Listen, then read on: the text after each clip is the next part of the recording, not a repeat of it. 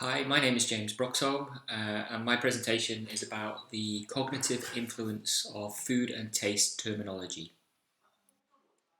Within this presentation, I will give a bit of an introduction about myself.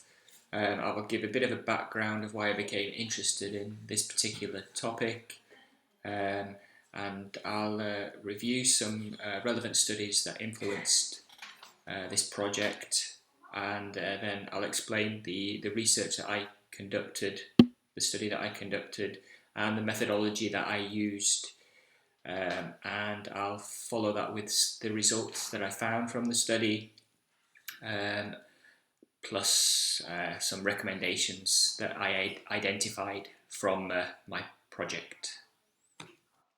So a little bit about myself. My name is James Broxholme. I'm originally from the UK and I currently live in Kagawa on the island of Shikoku in Japan. I'm a part-time university teacher at Kagawa University and also an owner of a language school in Kagawa. So to give you a little bit of background, I live in Japan. I've lived here for a number of years and I've been teaching here for a number of years. And what I experienced was I had many students come up to me and ask me how to describe certain food types and flavors and taste. And often I would understand what they wanted to convey, but there wasn't an English equivalent. So it got me thinking, does the language that we speak affect thought and cognition? I also noticed that from living in Japan, food is a very, very important part of the culture. If you just watch Japanese TV, you will notice there's so many TV programs with celebrities just tasting food. It's very, very, very important here. And what I also noticed was that the way Japanese people describe food is often in a different way that I would naturally conceptually perceive some food type. So I came to discover that food is an important aspect of culture, but the language of food differs significantly according to language and dialect. The advertisements below are some examples that I've come across recently, which highlight some of the distinct features of the way that Japanese describe foods. The one on the left and the one on the right are from Starbucks, and they contain Japanese ideophones, which are onomatopoeia words. The one on the left has a shua shua written on it, which is like a fizzy, and the other one goro goro again, and the one in the middle is from a convenience store called Lawson, which has another one, pari pari, which is like a crispy or crunchy, and fua fua, which is like fluffy and soft. And I believe these are very unique to the Japanese language. The following quotes are particularly relevant to this study. The first one here, languages provide a mechanism for construal. So this is basically explaining that the languages that we speak influence the way that we perceive things. The following quote, linguistic system is a series of differences of sounds and a series of differences of ideas. And language perhaps the most unique component of culture. So language and culture are obviously interlinked. However, language is perhaps the most unique component of culture and an identifying part of cultural identity. So here are some relevant studies that influenced my own research. I apologise for any mispronunciation of names and having to skim through some of them. One particular study that was relevant, that influenced my research, was the O'Mahony and Muhyiddin, which was in 1977. And this identified the distinctions in the perception of saltiness between Malaysian and English speakers. Another influential piece was Lakoff and Johnson, which is a very famous piece, primarily concerned with conceptual metaphors. Another one by Mahoney and Ishii, and this discovered the low codability of the umami taste by Americans compared to Japanese speakers. Again, relating to conceptual metaphors, Dagnan's piece in 1997, which looked at the metaphor ideas of food and the difference between the Polish linguistic expression unripe ideas and the English half-baked idea to explain the same semantic meaning of a not well thought out idea. And another piece, Dingmanse, who is primarily concerned with ideophones. So again, like onomatopoeia expressions. And then just finally, Winter, who has produced a recent piece on sensory linguistics. So moving on to senses here. Each sense is associated with one main sensory organ.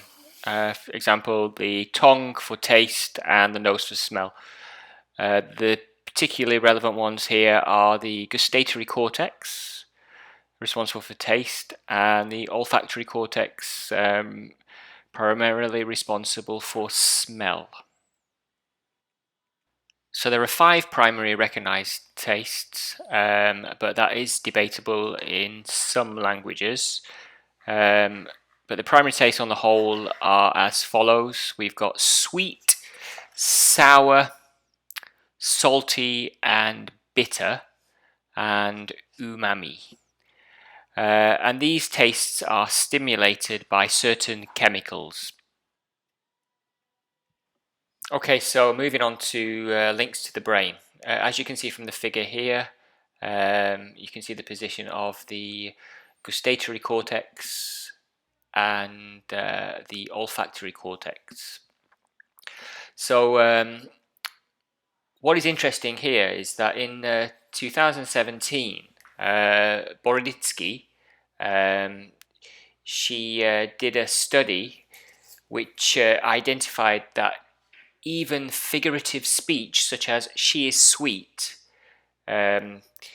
activates the gustatory areas of the brain relating to taste. So this just shows that even words can trigger and stimulate this part of the brain. Okay, so about my research. So looking at some of these differences inspired me to take it a little bit further and investigate what is going on here. And as part of my research, I did a study that consisted of a mixed method approach. I had a comparison study of 2 groups of 16 participants, which were Japanese native speakers and English native speakers. And what I did is I had 60 pictures of food and drink items from a wide variety of food types and drinks. And what I did is I gave participants 10 seconds to give their initial perception of each item. And what I also did was to look at the semantic prosody. I asked to ask them whether their perception was of this food item or drink was positive, negative, or neutral. And what I did with this data, after I collected the data, I broke it down into, I broke the descriptions down into categories. So I broke them down into abstract descriptions, so concerned with the taste, like bitter, sweet, sour, salty, umami. Source-based descriptions, for example, tastes like something something. Evaluative descriptions, for example, like delicious, bland. Sensory descriptions, for example, the texture of smooth or cold, hot. spicy, etc. And what we were talking before, ideophones. So mimetic depictions, onomatopoeia sounds such as saku saku, etc. And smell and aroma descriptions. What my hypothesis was is that I believe that there were many more words in the Japanese language to describe food and taste than there are English equivalents.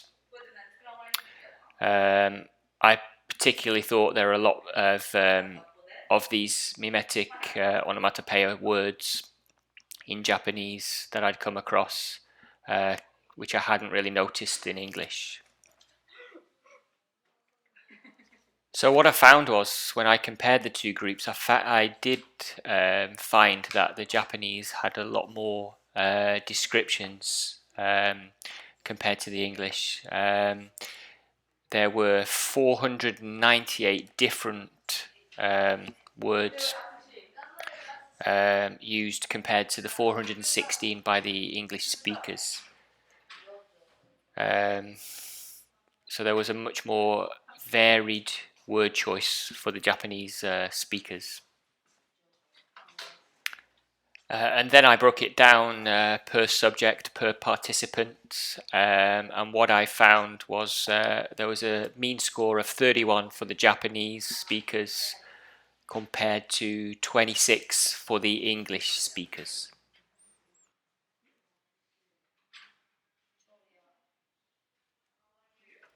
And then if we look at the breakdown of the descriptions, we can see some significant conceptual and cognitive differences of associations with the food types. So here it's quite evident that ideophones are a big feature of the Japanese language, followed by the sensory terminology such as hot and cold.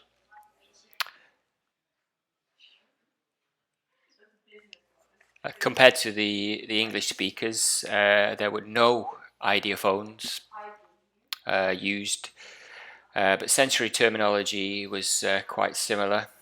But one difference was that there were more evaluative terms used by the English speakers, so more kind of subjective terminology and descriptions compared to the Japanese that were more neutral.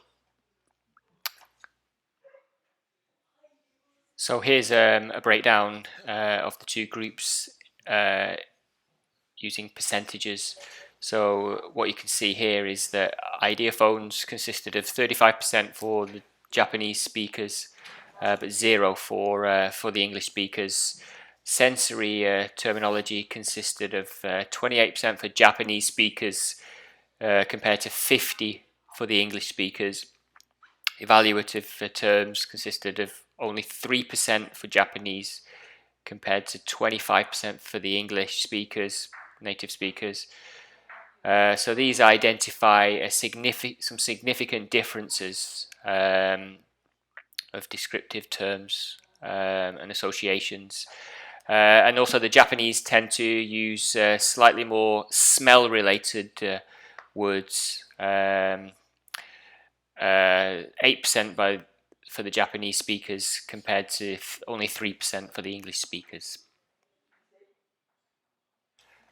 Then moving on to semantic prosody, semantic association with the food terminology. It turns out that the English speakers tend to use more positive and negative terms than the Japanese, particularly negative associations with the food types. 65 terms compared to only 41 by the Japanese speakers. Additionally, the Japanese tended to be more neutral in association with the food types when they had to give their initial perception of it. So to summarize my findings, what I found out was that the Japanese have a much wider lexical range compared to English speakers.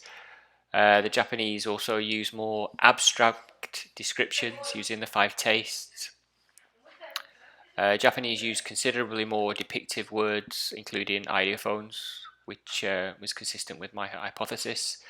The Japanese are much more neutral in perception food terminology, and English speakers use more evaluative terminology to describe food, especially in negative terms. And also the Japanese use less descriptions relating to the smell of food. So maybe the Japanese notice the smell, they're more aware of the smell. So moving on to discussions. So maybe we can discuss some of these topics in the Q&A session after this presentation. So again, does language influence cognition? Does culture influence cognition? How and why do different cultures and language speakers perceive taste differently? Why do perceptions of quality and pleasantness differ between languages? Why is there such a wide variety in the lexical choices between languages and even between dialects? And can the acquisition of a second language change cognition over time?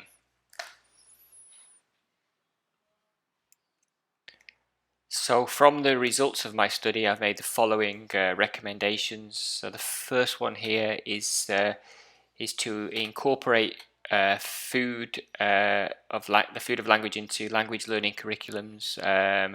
So the particularly integration of food, metaphor, and figurative speech, especially for intermediate and advanced learners. I think this is very important. Also, to conduct a long-term study of how cognition changes about food perceptions during and after the second language acquisition, and also to increase learner awareness of ineffable terms, language terms, using the domain of food, looking at this and how do we address these terms where there are no equivalents in the second language, and how can we do this to help communicative competence. So as per recommendations, I'm currently in the process of developing learner materials to address some of these issues, particularly to improve learners' ability to describe food tastes and also particularly metaphor and figurative speech relating to food terminology. Okay, so final thoughts that I would like to leave you with. So the next time you're enjoying your favourite food in your favourite restaurant or at home, I would like you to consider your taste experience and how this taste experience may have been influenced by the language that you speak and the schematic associations contained within that language. And to finish off, I would like to thank you for your time, and I would also like to thank the organisers of the conference. And if you have any questions, please feel free to stay around for Q&A, or please send me an email using the email on the screen at the moment. Thank you very much.